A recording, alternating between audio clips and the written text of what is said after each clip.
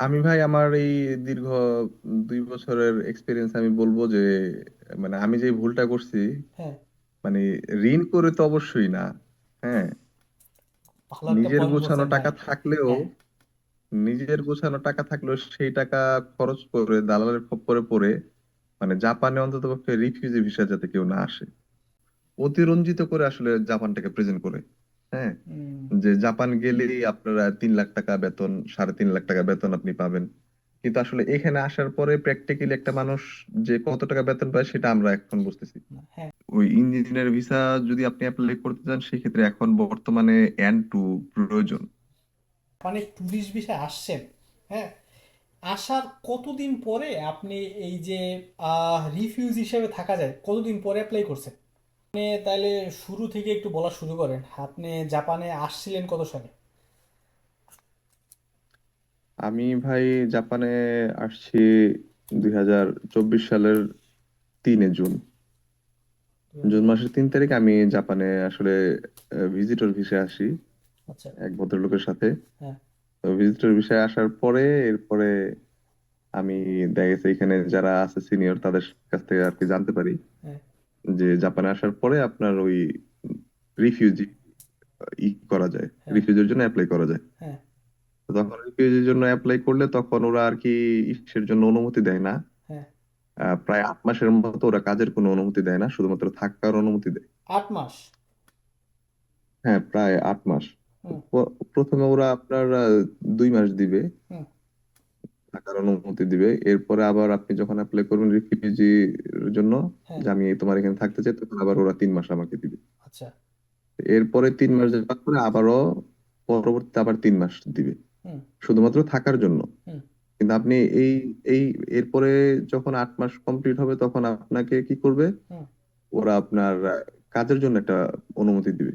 আচ্ছা। কিন্তু এই যে 8 মাস আপনি কোনো কাজ করতে পারবেন না হ্যাঁ, জাপানের আইনে। হ্যাঁ, যে ওরা শুধুমাত্র আপনাকে থাকার জন্য অনুমতি দিবে, হ্যাঁ, কাজের কোনো অনুমতি আপনাকে দিবে না। হ্যাঁ, তো এই সময় দেখা গেছে আমরা যারা আছি, আমাদের মতো যারা আসে, হ্যাঁ, তারা কি করে ধরেন, উম, মানে যেটা ওই যে সেম্পাই বলে বড় ভাই, হ্যাঁ, এরকম বড় ভাইদের কিছু শোকাই মানি দিয়ে হ্যাঁ। তারা এদিকে ওদিকে যে কোনো জায়গায় ওরা জব করে, হুম, যেটা জাপান সরকার থাকে না।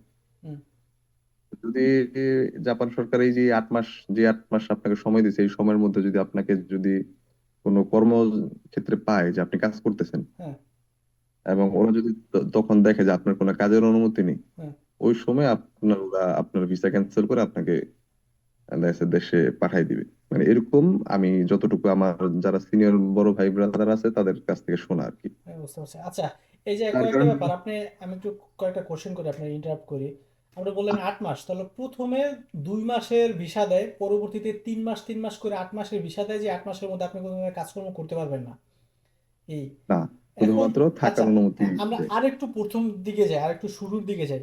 আপনি যে এই যে 2024-এর জুনের 3 তারিখে যে জাপানে ট্যুরিস্ট ভিসায় আসছেন, হ্যাঁ, আসার কতদিন পরে আপনি এই যে রিফিউজ হিসেবে থাকা যায় কতদিন পরে অ্যাপ্লাই করছেন?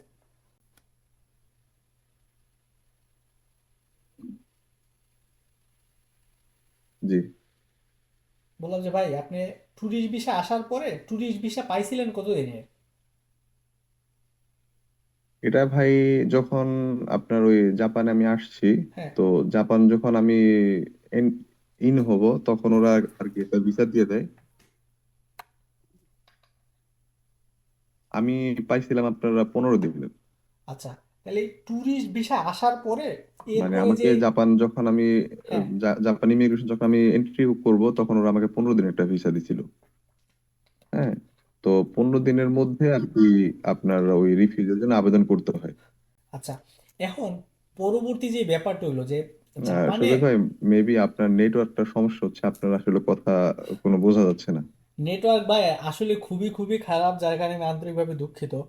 আপনি এই যে ট্যুরিস্ট ভিসায় আইসা এর পরবর্তীতে আপনি যে রিফিউজি ভিসা হিসাবে থাইকা যাবেন, এই ভূত আপনার মাথায় কেন ঢুকলো? এই বুদ্ধি আপনার কে দিছে?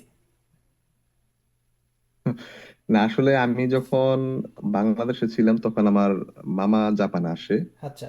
তো পূর্বে তো আপনার এরকম কোনো সিস্টেম ছিল না যে রিফিউজি রিফিউজি থেকে ভিসা করা যায়। হ্যাঁ, তো এজেন্সির মাধ্যমে আমরা জানতে পারি। তো হ্যাঁ। মামা আসার পরে আপনার উনি 3 মাসের মাথায় কোম্পানি ওনার পরিচিত ছিল, পূর্ব পরিচিত। হুম। তো ওই কোম্পানি ওনাকে ভিসা করে দিত। তো ওরকম একটা আশা ছিল যে আমি জাপান আসার পরে তখন ওরকম একটা কোনো কোম্পানি যদি আমি খুঁজে পাই, হুম। তাহলে দেখা যাচ্ছে ওই কোম্পানি যদি আমাকে সাপোর্ট দেয় তাহলে ভিসা আমি করতে পারবো। তো যার কারণে আসলে মানে জাপানে আইসা রিফিউজি মারার একটা চিন্তা ভাবনা করি, যে যতদিন পর্যন্ত আমি কোম্পানি না পাই রিফিউজি হিসেবে তো আমি থাকতে পারবো। বাংলাদেশ থেকে, এই জন্য আসলে হ্যাঁ, তো বাংলাদেশ থেকে যে টিআইটিপি, এরপরে এসএসডাব্লিউ, ইন্টারন্যাশনাল জব ভিসা, এগুলো তো সুযোগ সুবিধা আছে। এবং আমি আপনার সম্পর্কে যতদূর জানি আপনি তো গ্রাজুয়েটও কমপ্লিট করছেন। তাইলে এই যে এসএসডাব্লিউ, টিআইটিপি বা ইন্টারন্যাশনাল জব ভিসা অথবা স্টুডেন্ট ভিসার কথাও যদি বলি, যে এই সব ভিসাগুলা বাদ দিয়া আপনি এই ভুটটা কেন আইলো ভাই? আপনি আমার একটু এটা কোন তো, মানে শর্টকাট কি পাইছিলেন, বা আপনার মাথায় তখন কি ঘুরতাছিল? আসলে ওই সময়টাতে মানে ব্যাপারটা হয়েছে কি, ওই যে আমরা একটা জিনিস দেখি না যে হুম। ধরেন যেদিকে দেখি যে একটু দ্রুত শর্টকাট বিষয়, হ্যাঁ। ওইদিকে আমরা আসলে ঝুঁকে পড়ি। যেমন এসএসডব্লিউ কিংবা টিআইটিপি ভিসা, এই বিষয়গুলাতে ওই সময়ে আমাদের ওদিকে তেমন একটা মানে পরিচিত ছিল না, যেটা সত্যি কথা। হুম। আমাদের ওইখানে যেমন আমাদের বিক্রমপুরের ওদিকের কথা বলতেছি, আমি আমি হুম। অন্য জায়গার কথা বলতেছি না। হুম। আমাদের ওদিকে যেমন এটা পড়তো যে তুমি দালাল যদি ধরতে পারো, দালাল ভালো হলে তুমি জাপান যেতে পারবা। হুম। কিন্তু দালালরা এটা বলে না যে জাপানে আসার পরে আসলে আমি মানে কি অসুবিধার মধ্যে আমি পড়বো। তো ওদের কাজটা হলো যে শর্টকাটে ওরে কিভাবে পাঠানো যায়, কারণ শর্টকাটে পাঠালে তো ওদের টাকা। হুম। এখন আমার ওই যে মামা আসলো, মামাও দেখলাম যে মাস 3-4 এর মধ্যে উনি চলে আসছে। হুম। তো যার কারণে আর কি একটা বিশ্বস্ততা অর্জন করে ফেলছিল উনি, এবং পূর্ব পরিচিত ছিল। যার কারণে ওই এসএসডব্লিউ কিংবা টিএটিভি ভিসা কিংবা ল্যাঙ্গুয়েজ শিখে তারপরে আসা, আসলে ওই লাইনগুলোতে আমরা আসলে যাইনি। আচ্ছা, কারণ তাহলে এই জায়গায়, পূর্বে আসলে এই যে জাপানে হ্যাঁ, ব্যাপারটা কি এমন যে আমরা বাঙালি জাতিগতভাবে তো আমরা একটু লোভী এবং শর্টকাট খুঁজি। আপনার ক্ষেত্রেও কি ব্যাপারটা এমন হয়েছে যে এই জায়গায় শর্টকাটে যায় আমি একটা জব টব বা বেটার কিছু করতে পারুন? আপনার কাছে কি ব্যাপারটা এমন মনে হয়েছে? ভাই বলতে পারেন কিছুটা এমনই। হুম। না, আপনি, ব্যাপারটা এরকমই হয়েছে। হ্যাঁ, সুন্দর কারণ বলছেন বা সত্য কথা বলার জন্য আপনার ধন্যবাদ। কারণ ভুল এটা ভাই, মানুষ মাত্রই তো ভুল করে, এটা আসলে মানতে হইব। এই, এখন আপনি একটু আগে যে কথাগুলো বলতেছিলেন, এগুলা খুবই পার্সোনাল ব্যাপার স্যাপার শেয়ার করতেছিলেন। যেমন আপনি আসার সময় বেশ, শুধু আপনি না, যেমন আমিও যখন আসছি আমিও কিন্তু মোটামুটি বেশ ভালো টাকা পয়সা একটু ঋণ টিন আশপাশ থেকে করে আসা লাগছিল। যেহেতু মধ্যবিত্ত অথবা নিম্ন মধ্যবিত্ত পরিবারের অধিকাংশ মানুষজন জাপান বা উন্নত কান্ট্রিতে যায় এদের লাইফটা একটু গুছাইতে চায়, এই ক্ষেত্রে কিন্তু একটু ঋণ টিন করা লাগে। তো আপনি যে ব্যাপার স্যাপারগুলো বলতেছিলেন, তো এক- একটু আগে যে কথাগুলো বলতেছিলেন অথবা আপনার মধ্যে যেই এখন যেই এক্সপিরিয়েন্সটা আপনি শেয়ার করতেছেন, হ্যাঁ, যে রিফিউ ট্যুরিস্ট বিষয় আইসা রিফিউজি বিষয় পরিবর্তন হইয়া এখন যে লং টাইম থাকতে যাওয়ার যে আপনি ভিসা পাইতেছেন না বা জটিলতায় পড়তেছেন, এই সব জায়গা থেকে আপনার শিক্ষণীয় ব্যাপার কি? যারা ধরেন পরবর্তীতে শর্টকাট খুঁজতেছে, এক হইলো শর্টকাট খুঁজতেছে, দুই নাম্বার হইলো ট্যুরিস্ট ভিসা আইসা রিফিউজি ভিসা, রিফিউজিতে যায় এরপরে লং টাইম থাকতে চায়, এটা কি আসলে ভালো বুদ্ধি, অথবা আপনি এদের সম্পর্কে কি বলতে চান? আপনার এখন অনুভূতি কি মনে হইতাছে? আমি ভাই আমার এই দীর্ঘ 2 বছরের এক্সপিরিয়েন্স আমি বলবো যে মানে আমি যে ভুলটা করছি, হ্যাঁ, মানে ঋণ করে তো অবশ্যই না। হ্যাঁ, ভালো একটা নিজের পয়েন্ট গোছানো বলছেন ভাই। টাকা থাকলেও, হ্যাঁ। সেই টাকা খরচ করে দালালের খপ্পরে পড়ে মানে জাপানে অন্তত পক্ষে রিফিউজি ভিসা যাতে কেউ না আসে, একটু রিফিউজি ভিসা কষ্ট বলতে করে যে হলেও। ট্যুরিস্ট ভিসা বা কোনো একটা ভিসা আইসাও থাইকা যায়, এইটা যাতে না করে। হ্যাঁ, ট্যুরিস্ট হুম। ভিসা আইসা আমি রিফিউজি অ্যাসাইলাম অ্যাপ্লাই করলাম, আমি এখানে থেকে গেলাম। হুম। এটা তো আমরা যখন আসছি তখন তখন তো আপনার অ্যাসাইলাম ওরা গ্রহণ করছে। হুম। কিন্তু ইদানিং সময় গত 3-4 মাস ধরেই হুম। যারা এইরকম ভাবে আপনার রিফিউজি মারতেছে হ্যাঁ। ট্যুরিস্ট ভিসা আইসা, হ্যাঁ। তাদের রিফিউজি ওরা অ্যাকসেপ্টই করতেছে না। এটা আমার পরিচিত কয়েকজনকে ওরা ই করে দিছে, হুম, ডিক্লেয়ার করে দিছে। হুম, আমার সাথে যেমন আমি বলি, আমার আমার রিয়েল একটা বলি, হ্যাঁ, সেটা হলো আমার সাথের কলিগ, ওর পাশের বাসার এক ভাই আসছে বাংলাদেশ থেকে, হ্যাঁ, এইরকম আপনার ট্যুরিস্ট ভিসায় আসছে। হ্যাঁ। তো প্রায় 20 লাখ টাকার মতো খরচ করে আসছে। এত কেন ভাই? তো 20 লাখ টাকা ট্যুরিস্ট ভিসায় কেন খরচ হয়? ভাই এটা আসলে ওই যে মানে বাংলাদেশে যে যারা আছে এজেন্সি, তারা আসলে মানে চিন্তা করে যে ওদের মধ্যে মানে আপনার কোনো মনুষ্যত্ব বোধ বলতে কিছু নাই। আমি ভাই, আর এই যে দোষটা একটু, আসলে ওদের না। আপনি একটু লাইন বিচ্যুত হয়ে যাইতাছি, তবে আমি একটু ইন্টারাপ্ট করি। আমি স্টুডেন্ট বিষয়ে আসছি, একবারে ল্যাঙ্গুয়েজ শেখা থেকে শুরু কইরা ওদের ফাইল প্রসেসিং, এরপরে আপনার কেনাকাটা, বিমান ভাড়া সব মিলে আমার বাংলাদেশি টাকায় 11 লাখ কয় টাকা যেন গেছে। টুরিস্ট ভিসা আসছেন আপনি 20 লাখ টাকা খরচ কইরা? আচ্ছা হ্যাঁ, বলেন ভাই ভাই, এটার বলেন। একটা অন্যতম একটা কারণ হলো, হ্যাঁ, ভাই, যারা এজেন্সি আছে তারা ধরেন মানে মুখরোচক বিনোদ মানে কি বলে, এটারে আমি কি বলবো, কিভাবে ব্যাখ্যা করবো, মানে অতিরঞ্জিত করে আসলে জাপানটাকে প্রেজেন্ট করে। হ্যাঁ, হুম, যে জাপান গেলেই আপনারা 3 লাখ টাকা বেতন, 3.5 লাখ টাকা বেতন আপনি পাবেন।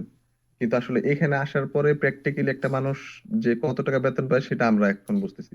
হ্যাঁ। তো এই যে তখন তাহলে আমাদের ভাই, একটা টেন্ডেন্সি থাকে কি, হ্যাঁ, হ্যাঁ, যে 3 লাখ টাকা করে যদি আমি পাই স্যালারি, হুম, তাহলে সেক্ষেত্রে কিন্তু ওরা কিন্তু ইয়েনের কথা বলে না, ওরা টাকার কথাটা বলে।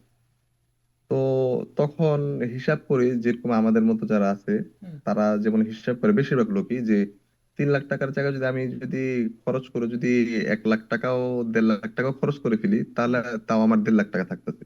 হুম, তা আমার এই টাকাটা 1 বছরের মধ্যে উঠে যাচ্ছে। তো হুম, এরপরে তো দেখা গেছে জাপানে থাকাই যাবে। তো 1 বছর কোনো মতো কষ্ট কষ্ট করে থাকলে আমার টাকা উঠে যাচ্ছে। হুম, এই টেন্ডেন্সি থেকে আসলে মানুষ ওরকম ধরেন 15 লাখ, 16 লাখ, 20 লাখ টাকা এটা দ্বিধাবোধ করে না। হুম, হ্যাঁ। হ্যাঁ, আর বেশিরভাগ ক্ষেত্রে এটা আমি দেখছি যে আমাদের ধরেন বাংলাদেশে যারা আছে তারা বেশিরভাগ ক্ষেত্রে, আমি অন্য জেলার কথা জানি না, হ্যাঁ, আমি আমাদের বিক্রমপুরের এদিকের লোকজনগুলো আসলে জাপানের নাম শুনলে আসলে এই যে মাথা ধরেন নষ্ট হয়ে যায়। 15 লাখ, 16 লাখ আসলে ওরকম মানে কিছু একটা মনে করে না, যে এটা 1 বছর 1.5 বছরে উঠে যাবে। হুম, এটার এটার চিন্তা করার একটা কারণ আছে, কারণ পূর্বে যারা জাপান ছিল তারা মানে খুবই ভালো করছে। হ্যাঁ, কিন্তু বর্তমানে জাপানের পরিস্থিতি তো আর তারা জানে না। হুম, যার কারণে ওই দালালদের খপ্পরে পড়ে তারা এরকম মুখরোচক বিনোদন মানে কি বলে অ্যাডভার্টাইজ এর কথা শুনে যেমন আমরা এগুলো ধরা খাইতেছি। বুঝতে পারছি। আসার পরে তো দেখতেছি আসলে বাস্তব চিত্রটা অন্যরকম, যে হুম, এখানে আসলে টাকাটা তো টাকা না, ইয়েনে কনভার্ট হয়ে যায়, আর ইয়েনে থেকে যখন টাকা কনভার্ট হয় তখন টাকাটা আসলে অনেক কমে যায়। হুম, মানে প্রায় আপনার 25% এখান থেকে নাই হয়ে যায়। হুম। না, আপনি যে পয়েন্টগুলো হ্যাঁ, বলছেন এর সাথে আমি আসলে সহমত। এখন আপনি যেটা বলছেন এর যদি আমি একটু সামারি করি, আপনি দুইটা পয়েন্ট বলছেন আমার কাছে খুবই খুবই ভালো লাগছে। যে ভাই, প্রথমত আপনি ট্যুরিস্ট বিষয় বা যেই বিষয়ে আসেন না কেন, অ্যাভয়েড, ঋণ কইরা আসবেন এই জিনিসটা অ্যাভয়েড করার চেষ্টা করেন। এবং দ্বিতীয়ত যে ব্যাপারটা বলছেন এটাও ভালো বলছেন, যে ট্যুরিস্ট বিষয় আইসা আপনি এই যে রিফিউজ হিসেবে থাইকা বা এরপরে ভিসা চেঞ্জ করবেন, এই যে ইলিগাল এই সব পথ আসলে অ্যাভয়েড করা উচিত। হ্যাঁ। আর পরবর্তী যে ব্যাপারগুলো বলছেন যে আহ, কোনো একটা এজেন্সি যখন জাপানের কথা বলে 3 লাখ 4 লাখ একটা হিউজ অ্যামাউন্ট বলতেছে, হ্যাঁ, জাপানে কিন্তু এর থেকে বেশি টাকাও কামাইতেছে মানুষজন, হ্যাঁ, বাঙালি। কিন্তু এই যে কয়েকটা ব্যাপার আমাদের বোঝা উচিত, শুধু আপনি না, যারা পরবর্তীতে আসবে, যে এর নিজের অভিজ্ঞতা অনুযায়ী এ কি আসলে 3 লাখ 4 লাখ টাকা অর্জন করতে পারবে কিনা। হ্যাঁ, অন্যের কথার উপরে মানে 100% বিশ্বাস করা উচিত না। নিজের জায়গা থেকে একটু বোঝা উচিত যে লোভটারে সংবরণ করে যে আমি আসলে 3 লাখ 4 লাখ টাকা কামাইতে পারবো কিনা, এটা আসলে বাস্তব কিনা, তথ্যগুলো কিন্তু ক্রস মেসিং করা উচিত। হ্যাঁ। এবং পরবর্তী ব্যাপার হলো যে উন্নত দেশ 3 লাখ না হোক, প্রথম দিক থেকে যদি 2 লাখ হয়, উন্নত দেশ, উন্নত সিকিউরিটি, খরচও কিন্তু উন্নত। হ্যাঁ। তো সেই আসলে কত করতে হবে এটা কিন্তু নিজের আগে এইটা সততা যাচাই করা উচিত। শুধু জাপানের ক্ষেত্রে ব্যাপারটা এমন না, পৃথিবীর অন্য যে কোনো কান্ট্রি হইতে পারে। না তা তা অবশ্যই ভাই, আমি আপনার সাথে সহমত হুম, যে আসলে একটু আসলে ক্রস চেক করা অবশ্যই উচিত। হ্যাঁ, হ্যাঁ, হ্যাঁ। এই যে আপনি ট্যুরিস্ট বিষয়ে আইসা এখন সব থেকে বড় যে ঝামেলার মধ্যে পড়তাছেন বা ঝামেলা মনে হইতাছে, এইটা কি আসলে ভিসা পরিবর্তন ছাড়া অন্য কি কোনো আর কোনো সমস্যা আছে, যে জব পাইতাছেন না বা ধরেন ডিন টিন কইরা আসছেন, আনুষঙ্গিক আর কি কোনো সমস্যার কথা আপনি বলতে চান? ধরেন অনেকেই বলতে পারে যে ভাই আমি তো অমুক মামা টামা আছে বা আমার পরিচিত কোম্পানি টোম্পানি আছে, আমি যাই জব টপ পাইয়া যাবো বা ভিসা পরিবর্তন করতে পারবো, কিন্তু ব্যাপারটা কি আসলে এত সহজ? কি মনে হয় আপনার কাছে? না ভাই, ব্যাপারটা আসলে এতটা সহজ না। কারণ আমি সবার ক্ষেত্রে অবশ্যই কথাটা প্রযোজ্য না। কিছু কিছু লোকের ক্ষেত্রে এটা সহজ, কিন্তু বেশিরভাগ লোকের ক্ষেত্রে এটা সহজ না। কারণ আমি আমার প্র্যাকটিক্যালি কথা বলতেছি। আমার বড় মামা ছিল, উনি জাপান আসছে আপনার 1988 দিকে, বাপরে, বিশাল! হ্যাঁ। 88 সালে হ্যাঁ। আসছে। তো উনি ছিল অনেক বছর। তো ওনার থ্রুতে আমার সেজো মামা আসছে হুম। 2000 সালে। হুম। তো 2000 সাল থেকে 2007 সাল পর্যন্ত উনি জাপানে ছিল। হুম। তো উনি যে কোম্পানিতে জব করতো, সেই কোম্পানির বর্তমান যে বস, হুম। তার সাথে আমার এই সেজো মামার সাথে খুবই বন্ধুত্বপূর্ণ সম্পর্ক ছিল। হুম। ওনারা প্রতি উইকেন্ডে আপনার হ্যাং আউট করতে যেত। হুম। তো এখন এইবার আসার পরে আমার মামাকে ভিসা করে দিছে। কারণ আমার মামা যখন বাংলাদেশে ছিল, তখন ওনার সাথে যোগাযোগ করার পরে হ্যাঁ। উনি বলছে যে ঠিক আছে, তুই জাপানে আয়, হ্যাঁ। আসলে আমি তোকে ভিসা সাপোর্ট করবো আচ্ছা। যদি সম্ভব হয়। হ্যাঁ। পরে ওনার সাথে কথা বলে ওনাকে ভিসা সাপোর্ট দিছে। তো হুম। এটার অন্যতম একটা কারণ ছিল হলো আপনার উনি ভাষা জানে। তো হুম। পরবর্তীতে আমার মাথায় ওই টেন্ডেন্সিটা ছিল যে ঠিক আছে, মামা যেহেতু গেছে, মামাকে যেহেতু অ্যাকসেপ্ট করছে, এবং হুম। ওনার সাথে যেহেতু বন্ধুত্বপূর্ণ সম্পর্ক, হুম। যাওয়ার সাথে সাথে ওনাকে ভিসার সাপোর্ট দিয়ে দিছে। হুম। তা আমি গেলেও আমাকে এইভাবে দিবে হুম। Visa support. হুম। তা আমি আসার পরে যখন ও আমাকে কিছু কথা জিজ্ঞেস করলো, সবার প্রথমে আমি যে ব্যারিয়ারটার মধ্যে আটকে গেছি সেটা হলো ভাষা। আচ্ছা। ভাষাগত দক্ষতা না থাকার কারণে আমি ওই কোম্পানির কাছ থেকে সাপোর্ট পাইনি। মানে মিনিমাম আমার মামার ভাষাগত সাথে এতটা দক্ষতা কি ভালো বলছে? সম্পর্ক থাকার ভাই, মিনিমাম ভাষাগত দক্ষতা বা লেভেল কোনটার কথা বলছে? ওই সময় আসলে ও মানে ধরেন আমাদের তো 5টা লেভেল আছে, N5 N4 N3 এরকম। হুম। কিন্তু ও আসলে ওরকম লেভেলের কথা জিজ্ঞেস করেনি। ও জিজ্ঞেস করেছে তোর ভাগিনা ভাষা পারে নাকি। তো মানে তখন কমিউনিকেশন করতে তো পারি কিনা? জাপানিরা তো তাহলে এই যে আপনি এই যে N5 এর কোর্স করতেছিলেন বা দৈনন্দিন ধরেন এই 2 বছর মোটামুটি কিন্তু কাটাইছেন, আপনার কাছে কি মনে হয় একটা কোম্পানির অথবা মানুষের সাথে রেগুলার কমিউনিকেশন করার জন্য ল্যাঙ্গুয়েজ লেভেলের যে N5 থেকে N1 পর্যন্ত আছে, মিনিমাম কোন লেভেলটা থাকা দরকার? ভাই, এটা মিনিমাম আপনার N4 থাকতেই হবে। ঠিক মিনিমাম, আছে, হ্যাঁ। N4, N4 ছাড়া আসলে আপনার মানে ভালো, ভালো বলবো না মানে মোটামুটি আপনার দৈনন্দিন জীবনে চলার জন্য যেই রকম দক্ষতাটা দরকার, হ্যাঁ। সেটা আপনার N4 থাকলে মোটামুটি পসিবল। হুম। আপনার যদি একটা কোম্পানিতে যদি আপনার একটা অবস্থান তৈরি করতে চান হুম। এবং ইনকাম ভালো করতে চান, হুম। তাহলে সেই ক্ষেত্রে N4 অবশ্যই প্রয়োজন। এছাড়া আসলে ভাই কোনো গতি নেই। আচ্ছা, এখন অনেকে আবার মনে করতে পারে, ধরেন যারা বাংলাদেশি ভাষা দেখতে আছে, যে ভাই এই যে আপনি এখন N4 এর কথা বললেন, তাহলে আমি বাংলাদেশ থেকে N4 কইরা এরপর আমি ট্যুরিস্ট ভিসায় যাই, এর পরবর্তীতে আমি রিফিউজ হিসেবে হইয়া পরবর্তীতে আমি লং টাইম থাকতে পারো। এরা আসলে কি সঠিক ভাবতাছে? কি মনে হয় আপনার কাছে? না ভাই, এটা আসলে সঠিক না ওনাদের চিন্তাধারা। হ্যাঁ। কারণ বর্তমানে জাপান সরকার যেটা নিয়ম করছে সেটা হলো হুম। আপনার যদি আপনার যেহেতু বেশিরভাগই আমাদের যারা আছে, হুম। তারা বেশিরভাগই ইঞ্জিনিয়ার ভিসা উঠায়। হুম। তো ওই ইঞ্জিনিয়ার ভিসা যদি আপনি অ্যাপ্লাই করতে চান, সেক্ষেত্রে এখন বর্তমানে N2 প্রয়োজন। হুম। আর ইঞ্জিনিয়ার ভিসাতে এটা লাগবে, কারণ হলো ইঞ্জিনিয়ার ভিসাটা উঠে মূলত আপনার অফিসিয়াল অফিসিয়াল কাজকর্ম, কাজকর্মের হ্যাঁ, জন্য। হোয়াইট কলার জব যেগুলো আছে অফিসিয়াল হ্যাঁ, কাজকর্ম করবে। অফিসিয়াল। হ্যাঁ, তো অফিসিয়াল কাজের মধ্যে থাকে আপনার হয়তো ফিনান্সিয়াল একটা ব্যাপার থাকে, ম্যানেজমেন্টের একটা ব্যাপার থাকে, হুম। তারপর আপনার অ্যাকাউন্টেন্ট একটা ব্যাপার থাকে, হিসাব রক্ষকের। এখন ওদের কথা হলো যে তুমি যদি জিনিসপত্র থেকে মানে অফিস থেকে যদি ভিসা উঠাও, তাহলে অফিসের কাজগুলো হলো এইগুলো। হুম। হয়তো তুমি অফিসের ম্যানেজমেন্ট সেক্টরটা দেখবা, হুম। আর না হয় তুমি অফিসের হয়তো হিসাব রক্ষক হিসেবে থাকবা, হুম। আর না হয় তুমি মানে অফিসের যে ফিনান্সিয়াল ব্যাপারগুলো, হুম। তো এইগুলো যদি তুমি দেখো, তাহলে সেই ক্ষেত্রে তো তোমার অবশ্যই জাপানিদের সাথে কমিউনিকেশন করা লাগবে। হুম, তো তুমি যদি তখন জাপানের সাথে কমিউনিকেশন করতে না পারো, তাহলে তোমার এই অফিস থেকে ভিসাটা উঠবে কিভাবে? তাহলে হুম, তুমি অফিস থেকে ভিসা উঠে আর তুমি কোথায় কাজটা করবা কোথায়? হুম। তো এই তবে জন্য আসলে ওরা মানে এন টু রিকোয়ার করছে। তো এন টু তো মানে আমরা যারা আছে আমাদের মতো লোকের তো অসম্ভব। হুম, তো যদি কেউ মনে করে থাকে যে N4 কমপ্লিট করে জাপানে আসবে, তারপরে আপনার ওই জিনিস থেকে এই ভিসা উঠাবে অফিস থেকে, এখন সেটা মার্কেটিং হোক কিংবা অ্যাকাউন্টেন্ট হোক কিংবা ফিনান্সিয়াল হোক, হুম, এটা আসলে ওনারা ভুল করবে। এটা অসম্ভব ব্যাপার। কারণ হুম। জাপানে কাজ করে, দৈনন্দিন জীবনে কাজ করে নিজেরকে সামলায়া তারপরে আপনার পড়ালেখা করে N2 খুব কমপ্লিট টাফ, করে, এটা খুব টাফ। মানে সো টাফ। হ্যাঁ, 10 জনের মধ্যে, মানে আমি 10 জন বলবো না, 100 জনের মধ্যে হয়তো 5 জন পারবে। ম্যাক্সিমাম, 95% হ্যাঁ, লোকই ম্যাক্সিমাম। ঠিক আছে, যদি তার N4 কমপ্লিট করাও থাকে, তারপরও সে মানে অসম্ভব ব্যাপার এটা। হুম। তো এই এটা তাহলে ভুল করবে, এটা তারা এটা যদি এটা এটা চিন্তা করে এটা তাহলে ঠিক ভুল করবে। বলছেন, হ্যাঁ। তবে এটা বাংলাদেশে যারা আছে এরা এটা বিশ্বাস করবে না। এরা চিন্তা করবে বাংলা জাপানের পরিবেশের মধ্যে গেলেই সব শিখা যাবে, ব্যাপারটা এত সহজ না।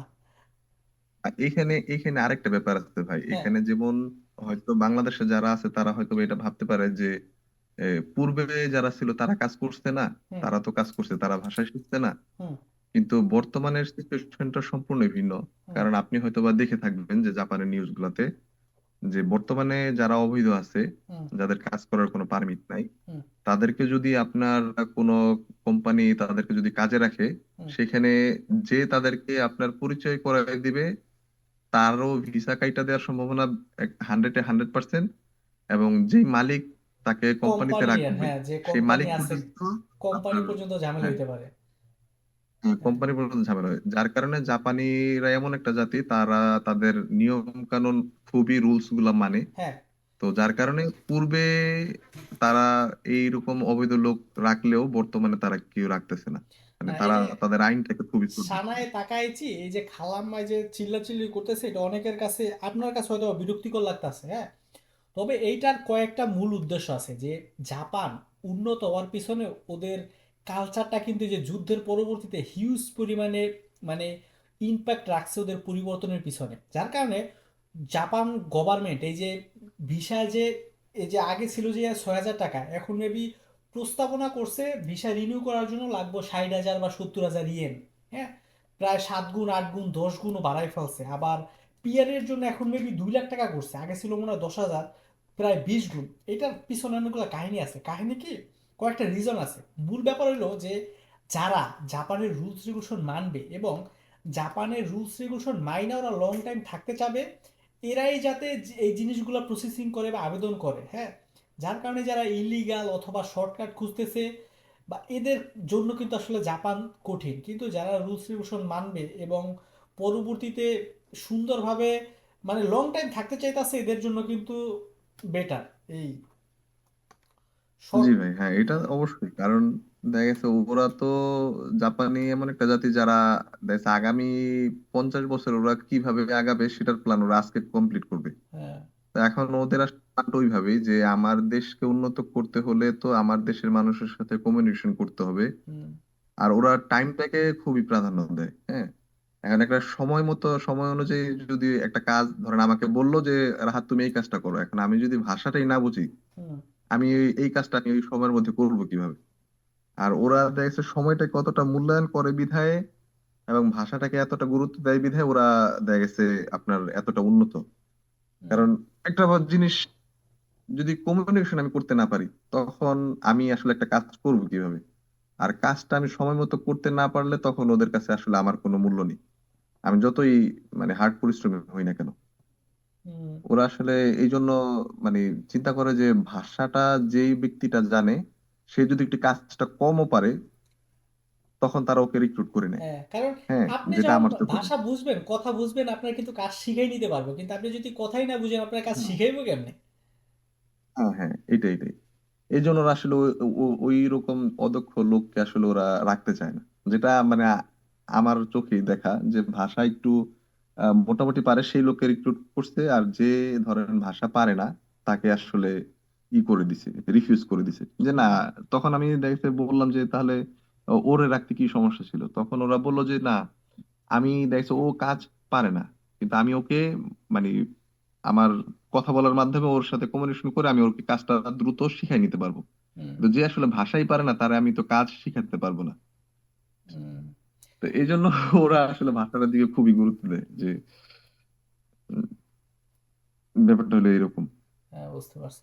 আবার সবসময় যে ভাষা জানলেই ব্যাপার ডইব, ব্যাপারটা এমন না। আরো কিছু রুলস রেগুলেশন বা ওদের কোম্পানি যে শিষ্টাচার আছে এগুলো মানতে হইব। যেমন আমাদের কোম্পানিতে গতকালকে বিশাল একটা মিটিং হয়েছে, প্রায় 19 জন 20 জন ছিল, একজন বাঙালি সম্পর্কে একটা আলোচনা হয়েছে। এ ধরেন ভাষাও যেমন তার একটা দক্ষ না, কাজকর্মও পারে না, সময়ের ব্যাপারে তেমন একটা সচেতন না, শনি রবিবারে বন্ধ থাকে, প্রত্যেক সোমবারে ছুটি নেয়। হ্যাঁ, কোন একটা জিনিস শিখাই দিল বারবার ভুলা যায় বা ইচ্ছা করে করে না, এরা হয়তো বা কোম্পানি থেকে বাদ দিয়ে দিব। যার কারণে দেখা যায় যে আপনার ভাষাগত দক্ষতা থাকার কারণে বা এই সুবিধাটার কারণে আপনি কোনো জায়গায় জয়েন করতে পারলেও ওদের রুলস রেগুলেশন যদি ফলো না করা হয়, ও কিন্তু কুবি দিয়ে দিব যে তুমি কালকে থেকে আইসো না, যাও গা। জি ভাই, হ্যাঁ হ্যাঁ হ্যাঁ। হ্যাঁ, এখন ভাই আমরা এটাই আপনি ঠিক শর্টকাটে, বলছেন। হ্যাঁ, আপনি বেশ ভালোই প্যারা খাইতেছেন আপনার, আসলে আমি আমার জায়গা থেকে হেল্প করতে পারতাছেন, এর কারণে আন্তরিকভাবে দুঃখিত। তবে আমি আরো কয়েক জায়গায় নক দিয়ে দেখি যদি আপনারা আমি কোনোভাবে হেল্প করতে পারি, মানে ইলিগাল ভাবে না, লিগ্যাল ভাবে যদি হেল্প করতে পারি আমি চেষ্টা করব। এখন শেষমেশ যারা এই ট্যুরিস্ট ভিসা আইসা থাইকা যাইব অথবা ইলিগাল ভাবে জাপানে থাইকা যাইব, এদের যদি আপনি আর কিছু বলতে চান তাহলে বলতে পারেন। আমি আসলে এদের উদ্দেশ্যে একটা কথা বলবো যে ভাই, আপনি আপনারা যারা আছেন তারা অবশ্যই এই কাজগুলো থেকে বিরত থাকেন। যারা এজেন্সি আছে তারা অনেক রকম মুখরোচক কথাই আপনাকে বলবে, কিন্তু আমরা যারা বর্তমানে জাপানে আছি তারা আসলে বাস্তবগুলো দেখতেছি, যেটা আমরা পূর্বে কখনো দেখিনি, কিংবা আমাদেরকে জানানোর মতো এমন কোনো লোক আমরা পাই নাই। তা আপনারা যারাই আসলে এই পডকাস্টটা শুনবেন তারা আসলে এই ব্যাপারগুলো থেকে একটু বিরত থাকেন, যে জাপান গিয়ে আমি ট্যুরিস্ট ভিসা যাব, 15 লাখ 16 লাখ টাকা খরচ করে বেতন আমি দেশে 3 লাখ 4 লাখ টাকা বেতন পাবো, এইসব চিন্তা করে জাপান আসেন না। কারণ হুম। জাপান এখন পূর্বের মতো নাই।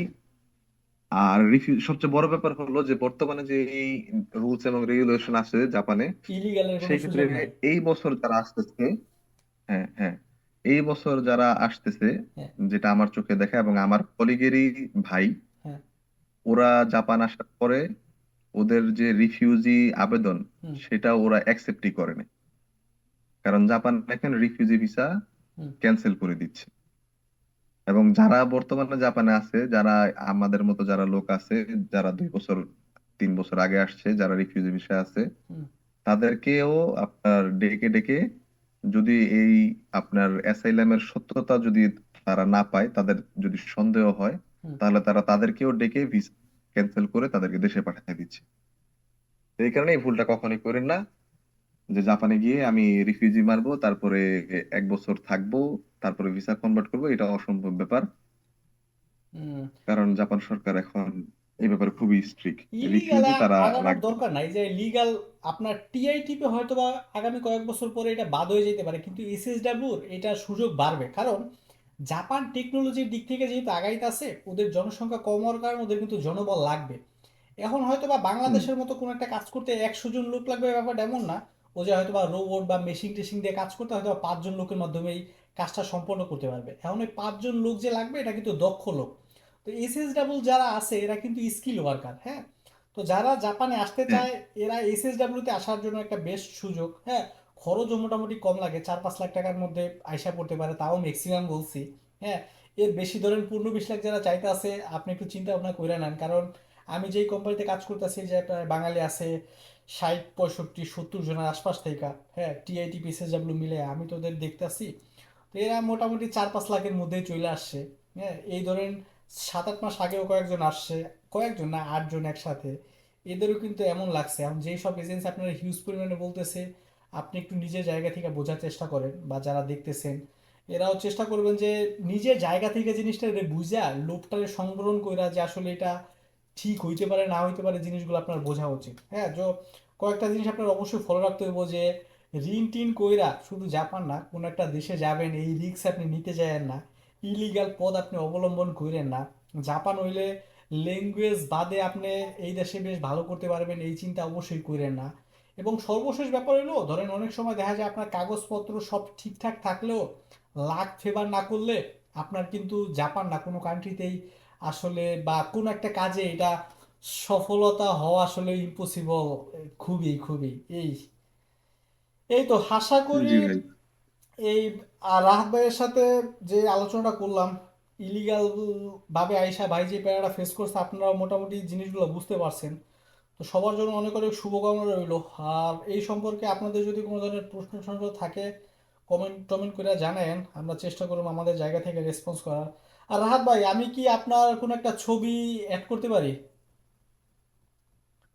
হ্যাঁ, অবশ্যই পারেন। ওকে, ঠিক আছে ভাই, নেওয়া করবো। কিরে হালা, তুই কারে নিয়ে আলোচনা করছিস বংচং? তাইলে আপনার যে নামটা আছে উপরে স্ক্রিনে এই জায়গায় উপরে আপনার আমি একটা ছবি দিয়ে রাখলাম, এই আর কি। হ্যাঁ ভাই, কোনো সমস্যা নেই। এখন আমার ধরেন যদি এই কথায় যদি আরো যদি 2-4 জন ভাইয়ের যদি ধরেন উপকার হয়, আমি হ্যাঁ। যে প্রবলেম উপকার হয়, তাহলে এটা আমার জন্য একটা সার্থক হবে। হ্যাঁ। যে না, আমি যে মেসেজটা দিছি সেই মেসেজটা শুনে হয়তো একজন ভাইও যদি এটা থেকে বিরত থাকে, তাহলে হয়তো বা ভাই আপনার এবং আমার যে আলোচনাটা এটা আসলে সার্থক হবে। হ্যাঁ। যে একজন লোককে আমরা আসলে এইরকম একটা বিপদগ্রস্ত অবস্থা থেকে বিরত রাখতে পারছি। হ্যাঁ।